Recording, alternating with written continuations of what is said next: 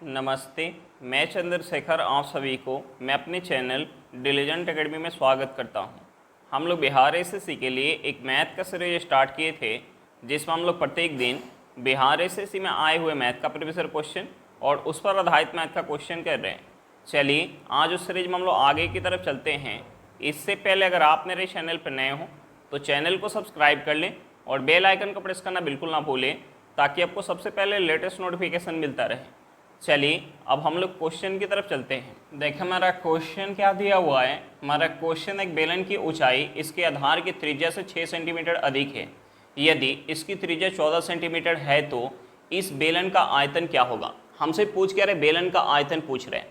अब देखिए हमें क्वेश्चन में बेलन की हमें त्रिज्या क्या दिया हुआ है। हमें क्वेश्चन में त्रिज्या दिया हुआ है 14 सेंटीमीटर। त्रिज्या कितना दिया, 14 सेंटीमीटर दिया। और हमें क्वेश्चन में ऊंचाई के बारे में क्या दिया, हमें क्वेश्चन में दिया कि बेलन की ऊंचाई इसके आधार की त्रिज्या से 6 सेंटीमीटर अधिक है। यानी ऊंचाई जो है वो त्रिज्या से 6 सेंटीमीटर अधिक है। तो त्रिज्या 14 सेंटीमीटर है तो ऊंचाई क्या हो जाएगा, 20 सेंटीमीटर हो जाएगा। अब देखिए हमें त्रिज्या और ऊंचाई पता है और हमसे पूछ के रहे बेलन का आयतन पूछ रहे हैं। तो देखिए बेलन के आयतन का फॉर्मूला क्या होता है। बेलन के आयतन का फॉर्मूला होता है पाई आर स्क्वायर इंटू एच। अब देखिए हम यहाँ वैल्यू पुट करेंगे तो यहाँ से हमारा क्या निकल के आ जाएगा, आयतन निकल के आ जाएगा। पाई का वैल्यू हमारा हो जाएगा 22/7। रेडियस कितना है 14 सेंटीमीटर, 14 गुणे 14। ऊंचाई कितना है 20 सेंटीमीटर। अब देखिए 7 से 14 को काटेंगे, ये कितने बार में जाएगा, 2 बार में जाएगा। अब देखिए हम यहाँ गुना करेंगे 22 में 2 से, तो ये हमारा कितना हो जाएगा, ये हमारा हो जाएगा 44। 44 में अगर हम 2 से गुना करेंगे तो ये कितना हो जाएगा, 88 हो जाएगा। ये हमारा हो जाएगा, एक जीरो लगाएंगे 88 के पीछे, 880 गुने 14 सेंटीमीटर क्यूब। अब देखिए इसमें 14 से गुना करेंगे तो ये हमारा हो जाएगा, 14 से गुना करेंगे तो ये हमारा हो जाएगा 0। 112 के 2 हाथ में 11, 112 में 11 ऐड करेंगे, 112 में 11 ऐड करेंगे तो ये हमारा हो जाएगा 123। यानी यहाँ से हमारा आयतन क्या निकल के आ गया, यहाँ से हमारा आयतन निकल के आ गया 12,320 सेंटीमीटर क्यूब। आयतन क्या निकल के आ गया, 12,320 सेंटीमीटर क्यूब। चलिए क्वेश्चन समझ में आ गया होगा, नेक्स्ट क्वेश्चन पे चलते हैं। देखिए हमारा क्वेश्चन क्या दिया हुआ है। हमारा क्वेश्चन है कोई तार 33 सेंटीमीटर भुजा वाले वर्ग के आकार में है। यदि तार को वृत्त बनाने के लिए ढाला जाता है तो वृत्त की त्रिज्या ज्ञात करें। हमसे पूछ के रहे वृत्त की त्रिज्या पूछ रहे हैं। अब देखिए हमें क्वेश्चन में दिया है कि जिस तार से वर्ग बनाया गया है उसी तार से वृत्त बनाया जा रहा है और हमसे पूछ के रहे उस वृत्त की त्रिज्या पूछ रहे हैं। तो देखिए जिस तार से वर्ग बनाया गया है उसी तार से वृत्त बनाया जा रहा है, तो जो वर्ग का परिमाप होगा वो किसके बराबर होगा, वृत्त के परिधि के बराबर होगा। अब देखिए वर्ग के परिमाप का फॉर्मूला क्या होता है, वर्ग के परिमाप का फॉर्मूला होता है 4 इंटू भुजा। ये किसके बराबर होगा, ये बराबर होगा वृत्त के परिधि के बराबर। अब देखिए वृत्त के परिधि का फॉर्मूला होता है 2πr। अब देखिए ये दोनों आपस में क्या होगा, बराबर होगा। और हमें क्वेश्चन में क्या दिया हुआ है, हमें क्वेश्चन में वर्ग का हमें भुजा दिया हुआ है। देखिए मैं क्वेश्चन में वर्ग का भुजा दिया हुआ है और हमसे पूछ रहे वृत्त की त्रिज्या। तो देखिए हम यहाँ से वर्ग की भुजा का वैल्यू पुट करके और हम यहाँ पाई का वैल्यू पुट करके इस इक्वेशन से आर यानी रेडियस निकाल सकते हैं। हम यहाँ वैल्यू पुट करेंगे तो ये हमारा हो जाएगा 4 गुने 33 इक्वल टू ये हमारा हो जाएगा 2 गुने 22/7 गुने आर हो जाएगा। अब देखिए इसे अगर हम 11 से काटेंगे तो ये 11 से जाएगा 3 बार में, इसे 11 से काटेंगे तो ये 11 से जाएगा 2 बार में। 2 गुने 2 करेंगे तो ये हमारा कितना हो जाएगा, 4 हो जाएगा।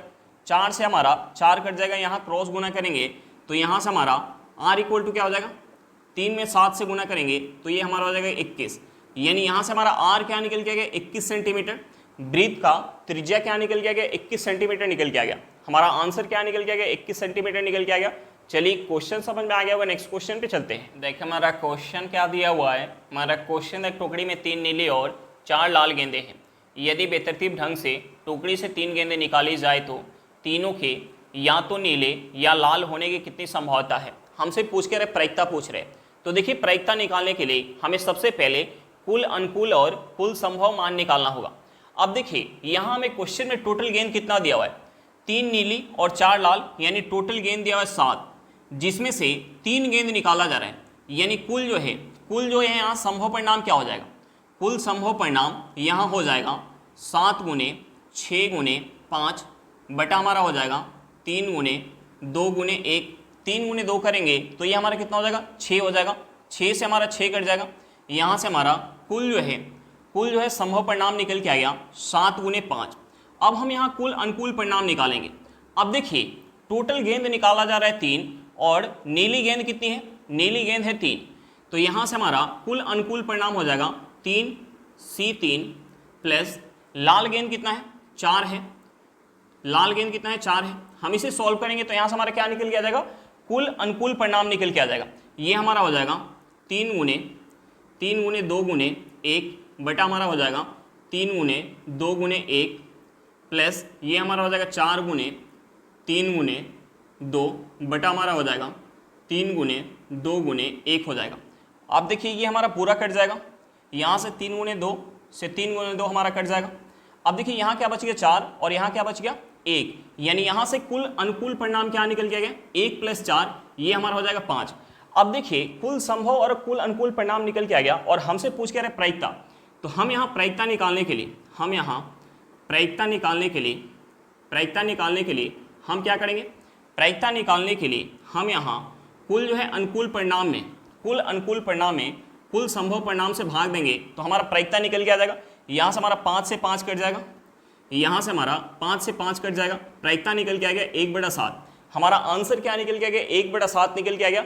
चलिए क्वेश्चन समझ में आ गया हुआ, नेक्स्ट क्वेश्चन पे चलते हैं। देखिए हमारा क्वेश्चन क्या दिया हुआ है, हमारा क्वेश्चन है दी गई संख्या 16 और 11 से पूर्णतः विभाज्य है तो r और m का मान क्रमशः क्या है।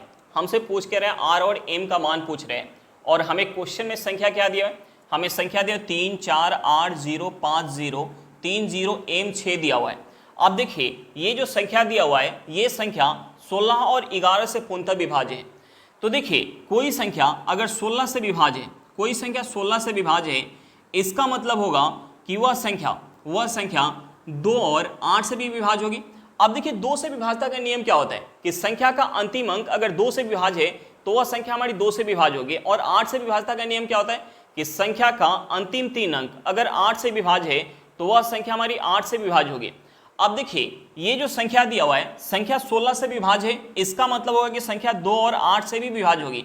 तो देखिए यहाँ 2 से विभाज्यता का नियम चेक करेंगे तो अंतिम अंक हमारा 2 से कटना चाहिए, तो अंतिम अंक क्या है 6 है, 6 हमारा 2 से कटेगा, यानी ये संख्या हमारी 2 से कटेगी। अब देखिए 16 से विभाज्य है तो ये संख्या हमारी 8 से भी विभाज्य होना चाहिए, 8 से विभाज्यता का नियम होता है हमारा अंतिम 3 अंक 8 से विभाज्य होना चाहिए। अब देखिए यहाँ अंतिम 3 अंक क्या है, 0 है, m है और 6 है, ये हमारा 3 अंक जो है वो 8 से विभाज्य होना चाहिए। तो देखिए यहाँ हम m के जगह क्या पुट करें ताकि हमारा 3 अंक जो है वो 8 से विभाज्य हो जाए। तो हम यहाँ अगर m के जगह अगर पुट कर ले 0 तो ये हमारा हो जाएगा 6, ये हमारा 8 से विभाज्य नहीं होगा। अगर हम यहाँ 1 पुट कर ले तो ये हमारा कितना हो जाएगा 16 हो जाएगा, 16 हमारा 8 से विभाज्य होगा, यानी हम यहाँ m के जगह 1 पुट कर सकते हैं। 1 के अलावा अगर हम यहाँ 2 पुट करेंगे तो हमारा 8 से विभाज्य नहीं होगा, 3 पुट करेंगे तो 8 से विभाज्य नहीं होगा, 4 पुट करेंगे तो हमारा 8 से विभाज्य नहीं होगा, 5 पुट करेंगे तो हमारा हो जाएगा 56, 8 से 56, यानी 5 पुट करेंगे तो हमारा 8 से विभाज्य होगा। 5 के अलावा अगर हम यहाँ 6 पुट करेंगे तो नहीं विभाज्य होगा, 7 पुट करेंगे तो हमारा नहीं होगा, 8 पुट करेंगे तो हमारा नहीं होगा, 9 पुट करेंगे तो हमारा हो जाएगा 96, 12 8 96, यानी हम यहाँ 9 पुट करेंगे तब भी हमारा 8 से विभाज्य होगा। तो यहाँ से हमारा m का 3 वैल्यू निकल के आ गया, एक हमारा निकल के आ गया 1, दूसरा निकल के आ गया 5 और तीसरा निकल के आ गया 9। अब देखिए ये जो संख्या दिया हुआ है संख्या 11 से भी पूर्णतः विभाज्य है। संख्या हमें क्वेश्चन में दिया हुआ है 3 4 r 0 5 0 3 0 m 6, ये संख्या 11 से भी विभाज्य है। तो देखिए 11 से विभाज्यता का नियम क्या होता है कि हम संख्या के एक एक अंक छोड़ के ऐड करते हैं, जो हमारा शेष अंक बच जाता है उसे ऐड करते हैं, और उन दोनों के बीच का अंतर या तो हमारा 0 हो या हमारा 11 हो तो वह संख्या हमारी 11 से पूर्णतः विभाज्य होती है। तो देखिए ये संख्या 11 से विभाज्य है, इसका मतलब होगा कि हम यहाँ एक एक अंक छोड़ के ऐड करेंगे, एक एक अंक छोड़ के ऐड करेंगे, जो हमारा शेष बचेगा उसे ऐड करेंगे, तो उन दोनों के बीच का अंतर या तो हमारा 0 होगा या हमारा 11 होगा। तो देखिए हम इसे ऐड करेंगे तो ये हमारा हो जाएगा 3 + r + 5 + 3 + m हो जाएगा। शेष हमारा क्या बच गया, शेष हमारा बच गया 4 प्लस 0 प्लस 0 प्लस 0 प्लस 6। अब देखिए ये 11 से विभाज्य है, इसका मतलब होगा कि इन दोनों के बीच का अंतर या तो हमारा 0 आना चाहिए या हमारा 11 आना चाहिए। तो देखिए इसे ऐड करेंगे तो हमारा हो जाएगा 8 प्लस 3 11, ये हमारा हो जाएगा 11 प्लस r प्लस m, और इसे ऐड करेंगे तो ये हमारा कितना हो जाएगा 10 हो जाएगा। अब देखिए अंतर या तो हमारा या तो निकल के आना चाहिए, अंतर हमारा या तो निकल के आना चाहिए 11 या हमारा निकल के आना चाहिए 0, या तो हमारा निकल के आना चाहिए 11 या हमारा निकल के आना चाहिए 0। अब देखिए m का हमें 3 वैल्यू पता है, m का हमें 3 वैल्यू पता है, एक हमारा वैल्यू है 1, दूसरा हमारा है 5 और तीसरा हमारा है 9। अब देखिए अगर हम यहाँ 1 पुट करेंगे, हम यहाँ 1 पुट करेंगे m के जगह, और हम यहाँ r के जगह अगर हम 9 पुट कर ले तो 1 प्लस 9 हमारा कितना हो जाएगा 10 हो जाएगा, 11 प्लस 10 कितना हो जाएगा 21, उसमें से हम 10 माइनस करेंगे तो हमारा शेष 11 बच जाएगा, यानी यहाँ से r का वैल्यू हमारा 1 9 हो सकता है। अब देखिए अगर हम m की जगह 5 पुट कर ले, m की जगह 5 पुट कर ले तो ये हमारा 5 हो जाएगा, 11 प्लस 5 कितना हो जाएगा 11 प्लस 5, हम यहाँ m की जगह 5 पुट करेंगे तो ये हमारा हो जाएगा 16। अब देखिए हम यहाँ क्या पुट करें ताकि हम उसमें से 10 माइनस करें तो हमारा शेष निकल के आ जाए 11 या 0। तो देखिए अगर हम यहाँ पुट कर ले 5, यहाँ अगर हम पुट कर ले 5 तो 5 प्लस 5 10, 10 और 11 21, 21 में से 10 माइनस करेंगे तो शेष कितना बच जाएगा 11 बच जाएगा, यानी यहाँ से हमारा r का दूसरा वैल्यू क्या निकल के आएगा 5 निकल के आ गया। अब देखिए अगर हम यहाँ m की जगह अगर पुट कर लें 9, m की जगह पुट कर लें 9 तो यहाँ से हमारा r इक्वल टू क्या निकल के आ जाएगा, 9 पुट करेंगे तो हमारा r इक्वल टू निकल के आ जाएगा 1। अब देखिए यहाँ से हमारा m और r का 3 वैल्यू निकल के आ गया, 3 वैल्यू हमारा क्या निकल के आ गया, m का हमारा वैल्यू निकल के आ गया 1 5 9, या तो हमारा 1 हो जाएगा, 1 होगा तो हमारा क्या होगा r का वैल्यू 9 होगा। देखिए हमारा यहाँ 3 सेट बन गया, यहाँ हमारा 3 सेट बन गया, m और m का 3 सेट बन गया। अगर हमारा m इक्वल टू 1 होगा तो r इक्वल टू 9 होगा, अगर m इक्वल टू 5 होगा तो r इक्वल टू 5 होगा, और तीसरा सेट हमारा बन गया अगर m इक्वल टू 9 होगा तो r इक्वल टू क्या होगा 1 होगा, r इक्वल टू हमारा क्या होगा 1 होगा। यहाँ से हमारा 3 सेट बन गया और हमसे पूछ क्या रहा था m और r का मान। तो देखिए हमें क्वेश्चन में ऑप्शन दिया होगा, ऑप्शन में हमारा जो होगा इन तीनों में से कोई एक होगा हमारा, या तो हमारा 9 1 होगा, या तो हमारा 5 5 होगा, या हमारा 1 9 होगा। चलिए क्वेश्चन समझ में आ गया होगा, नेक्स्ट क्वेश्चन पे चलते हैं। हमारा क्वेश्चन क्या दिया हुआ है, हमारा क्वेश्चन यदि कोई संख्या 31 से उतनी बड़ी है जितनी वह 75 से छोटी है तो वह संख्या है। हमसे पूछ के संख्या पूछ रहे हैं। अब देखिए हमें क्वेश्चन में दिया कि संख्या जो है 31 से उतनी बड़ी है, 31 से उतनी बड़ी है जितना कि 75 से छोटी है, जितना कि 75 से छोटी है, और हमसे पूछ के संख्या पूछ रहे हैं। तो देखिए इन दोनों के बीच का जो अंतर होगा, संख्या और 31 के बीच का जो अंतर होगा वही अंतर संख्या और 75 के बीच का अंतर होगा, यानी ये दोनों अंतर क्या होगा बराबर होगा। यहाँ अंतर अगर x होगा तो यहाँ भी अंतर क्या होगा x होगा। अब देखिए हम यहाँ क्या करेंगे, x का वैल्यू निकालने के लिए अगर हमें x का वैल्यू पता चल जाए तो हम संख्या बता पाएंगे। x का वैल्यू निकालने के लिए हम क्या करेंगे, 31 और 75 के बीच का अंतर लेंगे। देखिए 31 और 75 के बीच का अंतर लेंगे तो अंतर कितना हो जाएगा 44 हो जाएगा। अब देखिए ये अंतर जो होगा वो किसके बराबर होगा, x प्लस x के बराबर होगा, यानी 2x का वैल्यू हमारा क्या हो गया 44 हो गया। तो यहाँ से हमारा x का वैल्यू क्या हो जाएगा 22 हो जाएगा। अब देखिए हमें x का वैल्यू पता चल गया तो हम x का वैल्यू या तो 75 में से माइनस करेंगे तो हमारी संख्या निकल के आ जाएगी, या हम 31 में ऐड करेंगे तो हमारी संख्या निकल के आ जाएगी। तो देखिए 31 में अगर हम 22 ऐड करेंगे तो संख्या यहाँ से क्या हो जाएगा, यहाँ से संख्या हो जाएगा 53। हमारा आंसर क्या निकल के आ गया, आंसर निकल के आ गया 53। चलिए क्वेश्चन समझ में आ गया होगा, नेक्स्ट क्वेश्चन पे चलते हैं। देखिए हमारा क्वेश्चन क्या दिया हुआ है, हमारा क्वेश्चन है वो छोटी से छोटी संख्या ज्ञात करे जो 4 5 8 10 और 12 से पूर्णतः विभाज्य है। हमसे पूछ के रहे संख्या पूछ रहे।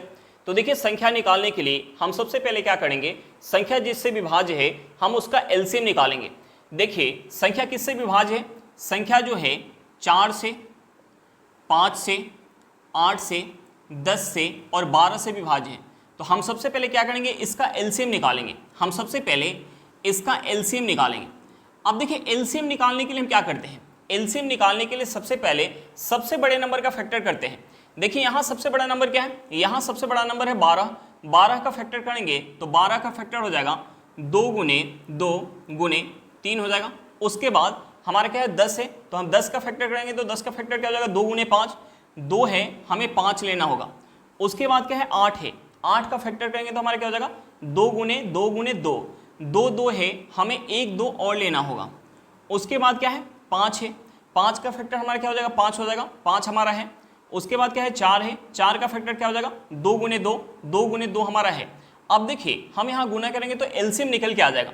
हम यहाँ गुना करेंगे तो ये हमारा हो जाएगा 2 गुने 2 4, 4 में 2 से गुना करेंगे 8, 8 में 5 से गुना करेंगे ये हमारा कितना हो जाएगा 40, 40 में 3 से गुना करेंगे तो ये हमारा हो जाएगा 120। यानी यहाँ से हमारा एलसीएम क्या निकल के आ गया 120 निकल के आ गया। और हमसे पूछ क्या रहा था, वह सबसे छोटी संख्या जिसे इन सभी से विभाज्य किया जाए तो पूरी तरीका से विभाज्य हो जाए। तो देखिए सबसे छोटी संख्या क्या होगा, इनका एलसीएम होगा। सबसे छोटी संख्या क्या होगा, इनका एलसीएम होगा। एलसीएम को अगर हम इन सभी से विभाज्य करेंगे तो पूरी तरीका से विभाज्य हो जाएगा। यानी यहां से हमारा आंसर क्या निकल के आ गया, सबसे छोटी संख्या क्या निकल के आ गया 120 निकल के आ गया। चलिए क्वेश्चन समझ में आ गया हुआ, नेक्स्ट क्वेश्चन पे चलते हैं। देखिए हमारा क्वेश्चन क्या दिया हुआ है, हमारा क्वेश्चन है विभाजन विधि द्वारा दो संख्याओं का एचसीएफ ज्ञात करने पर अंतिम भाजक 17 है और भागफल क्रमशः 1, 11 और 2 प्राप्त होते हैं तो उन दोनों संख्याओं का योग क्या होगा। हमसे पूछ के रहे दोनों संख्याओं का योग पूछ रहे, तो योग निकालने के लिए हमें सबसे पहले दोनों संख्या निकालना होगा।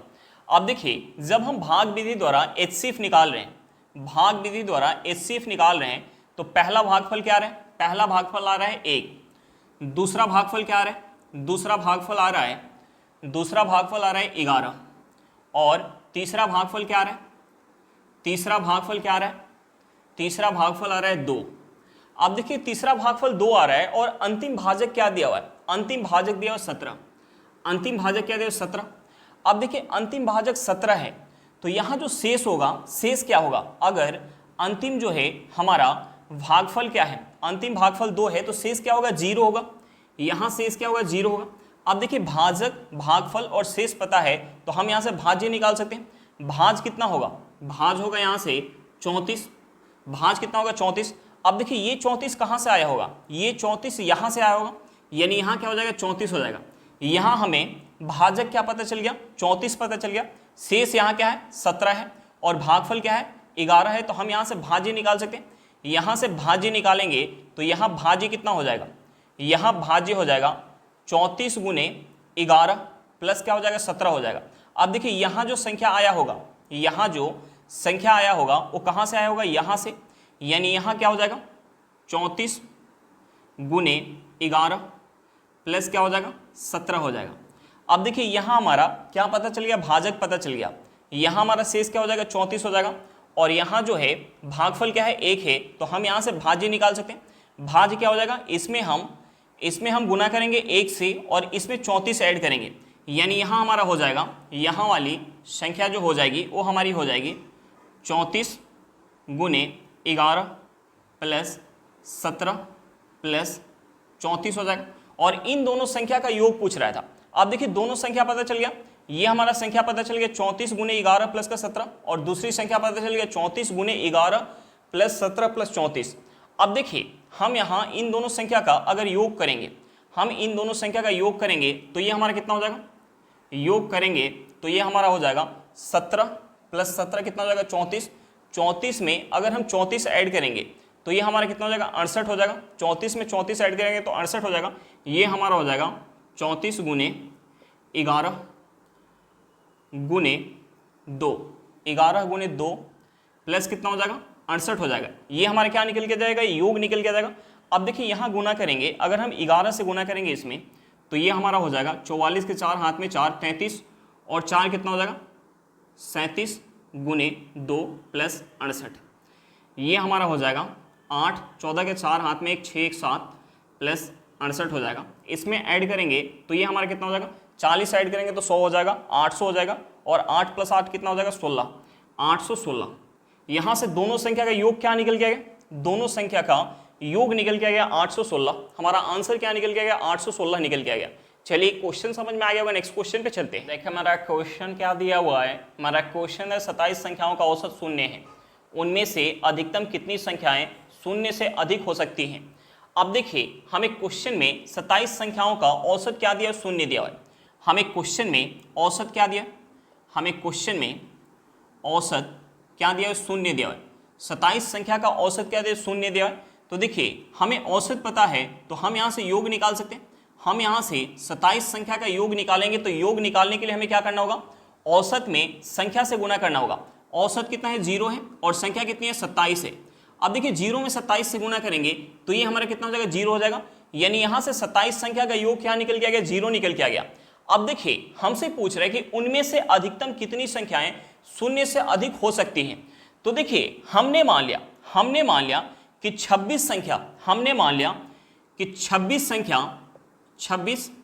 संख्या शून्य से अधिक है। हमने मान लिया कि 26 संख्या शून्य से अधिक है और प्रत्येक संख्या एक एक है। प्रत्येक संख्या एक एक है तो यहाँ से योग क्या हो जाएगा? यहाँ से योग हो जाएगा 1 गुने 26। ये कितना हो जाएगा? 26 हो जाएगा। ये कितना हो जाएगा? 26 हो जाएगा। अब देखिए हम यहाँ 27वीं संख्या को मान लेते हैं। हमारा फाइनल जो है औसत के हिसाब से योग क्या निकल गया है? 0 निकल गया है। और 26 संख्या को प्रत्येक को अगर हम 1 मान रहे हैं तो यहाँ से हमारा योग क्या निकल गया है? 26 निकल गया है। तो हम यहाँ 27वीं संख्या को मान लेते हैं माइनस का 26। 27वीं संख्या को मान लेते हैं माइनस का 26। तो देखिए यहाँ से अगर हम योग निकालेंगे 26 और 27 यानी टोटल 27 संख्या का योग निकालेंगे तो योग हो जाएगा 26 प्लस माइनस का 26। यहाँ से हमारा योग क्या हो जाएगा? योग हो जाएगा 0। अब देखिए औसत के हिसाब से भी हमारा योग क्या निकल गया था? 0। और यहाँ से भी हमारा योग क्या निकल गया? 0 निकल के आ गया। यानी यहाँ से हमें पता चल गया कि 26 संख्या जो होगी वो 0 से अधिक होगी। हमारा आंसर क्या निकल गया? 26 निकल के आ गया। चलिए क्वेश्चन समझ में आ गया हुआ, नेक्स्ट क्वेश्चन पे चलते हैं। हमारा क्वेश्चन क्या दिया हुआ है? हमारा क्वेश्चन एक परिवार में 2 दादा दादी, 2 माता पिता और 4 पोते पोतियाँ हैं। दादा दादी की औसत आयु 67 वर्ष, माता पिता की औसत आयु 35 वर्ष और पोते पोतियों की औसत आयु 9 वर्ष है। परिवार की औसत आयु क्या है? हमसे पूछ के रहे परिवार की औसत आयु पूछ रहे हैं। अब देखिए 2 दादा दादी की औसत आयु हमें क्वेश्चन में क्या दिया हुआ है? 2 दादा दादी की औसत आयु हमें क्वेश्चन में 67 वर्ष दिया हुआ है। औसत क्या दिया? 67 वर्ष। 2 माता पिता की औसत आयु हमें क्वेश्चन में क्या दिया? 35 वर्ष। औसत आयु क्या दिया? 35 वर्ष। और 4 पोते पोतियों की औसत आयु हमें क्वेश्चन में क्या दिया? 9 वर्ष दिया हुआ है। और हमसे पूछ कह रहे हैं सभी परिवार की औसत आयु, यानी टोटल लोग कितने हो जाएंगे? टोटल हो जाएंगे 8 लोगों की औसत आयु पूछ रहे हैं। तो हम यहाँ बेसिक तरीका से निकाल लेते हैं। देखिए हमें औसत दिया हुआ है तो हम यहाँ से आयु का योग निकाल सकते हैं। योग निकालने के लिए हम क्या करेंगे? योग निकालने के लिए औसत में उनकी संख्या से गुना करेंगे। तो देखिए यहाँ योग कितना हो जाएगा? 67 में 2 से गुना करेंगे तो ये हमारा हो जाएगा 134। ये हमारा कितना हो जाएगा? 134। यहाँ योग निकालेंगे तो देखिए यहाँ संख्या कितना है? 2 है। औसत कितना है? 35 है। योग कितना हो जाएगा? 70 हो जाएगा। योग कितना हो जाएगा? 70। यहाँ योग निकालेंगे तो यहाँ लोग कितने हैं? 4 हैं। यहाँ औसत कितना है? 9 है। यानी यहाँ योग हो जाएगा 36। अब देखिए इसे ऐड करेंगे, तो हमारा कितना हो जाएगा? 34 में 6 ऐड करेंगे तो हमारा कितना हो जाएगा? 34 में 6 ऐड करेंगे तो 40। 40 में 140 में 30 ऐड करेंगे तो ये हमारा हो जाएगा 170। 170 में अगर हम 70 ऐड करेंगे तो ये हमारा कितना हो जाएगा? 240। यानी यहाँ से योग क्या निकल के आ गया? यहाँ से योग निकल के आ गया 240। ये हमारा क्या है? ये हमारा है योग। ये हमारा क्या है? योग है। योग क्या निकल के आ गया? 240 निकल के आ गया। अब देखिए 8 लोगों के आयु का योग हमें पता चल गया कि 240 है। तो हम यहाँ से औसत बता पाएंगे। औसत निकालने के लिए हमें क्या करना होगा? योग में उनके संख्या से भाग देना होगा। तो देखिए 240 में 8 से भाग देंगे तो ये कितने बार में जाएगा? 30 बार में। यानी परिवार की औसत आयु क्या निकल के आ गया? 30 वर्ष निकल के आ गया। हमारा आंसर क्या निकल के आ गया? 30 वर्ष निकल के आ गया। चलिए क्वेश्चन समझ में आ गया होगा, नेक्स्ट क्वेश्चन पे चलते हैं। हमारा क्वेश्चन क्या दिया हुआ है? हमारा क्वेश्चन है मोहित और सुनील की वर्तमान आयु का अनुपात 4:5 है। मोहित सुनील से 7 वर्ष छोटा है। 7 वर्षों के बाद मोहित की आयु और सुनील की आयु का अनुपात क्या होगा? हमसे पूछ के रहे 7 वर्षों बाद का रेशियो पूछ रहे। अब देखिए हमें क्वेश्चन में क्या दिया है? हमें क्वेश्चन में मोहित और सुनील की वर्तमान आयु का हमें रेशियो दिया हुआ है, वर्तमान का हमें रेशियो कितना दिया, वर्तमान का हमें रेशियो दिया हुआ है 4:5। वर्तमान का रेशियो कितना दिया, 4:5। तो देखिए हमने मान लिया कि वर्तमान में मोहित की आयु अगर 4 यूनिट है तो सुनील की आयु कितनी हो जाएगी, 5 यूनिट हो जाएगी। अब देखिए हमें क्वेश्चन में आगे क्या दिया हुआ है कि मोहित सुनील से 7 वर्ष छोटा है। अब देखिए यहाँ जो है मोहित सुनील से कितना छोटा है, 1 यूनिट छोटा है, और हमें क्वेश्चन में क्या दिया, 7 वर्ष छोटा है, यानी इस 1 यूनिट का वैल्यू हमें क्वेश्चन में 7 वर्ष दिया हुआ है। अब देखिए यहाँ से हमें 1 यूनिट का वैल्यू पता चल गया 7 वर्ष, तो हम यहाँ से दोनों की वर्तमान आयु बता पाएंगे। मोहित की वर्तमान आयु है 4 यूनिट, तो 4 यूनिट का वैल्यू क्या हो जाएगा, 28 वर्ष हो जाएगा। और सुनील की वर्तमान आयु है 5 यूनिट, तो 5 यूनिट का वैल्यू क्या हो जाएगा, 35 वर्ष हो जाएगा। 5 यूनिट का वैल्यू क्या हो जाएगा, 35 वर्ष। अब देखिए दोनों की वर्तमान आयु निकल के आ गया, और हमसे पूछ क्या रहे, हमसे पूछ रहे 7 वर्ष बाद का रेशियो। तो देखिए 7 वर्ष बाद का रेशियो निकालेंगे मोहित और सुनील की।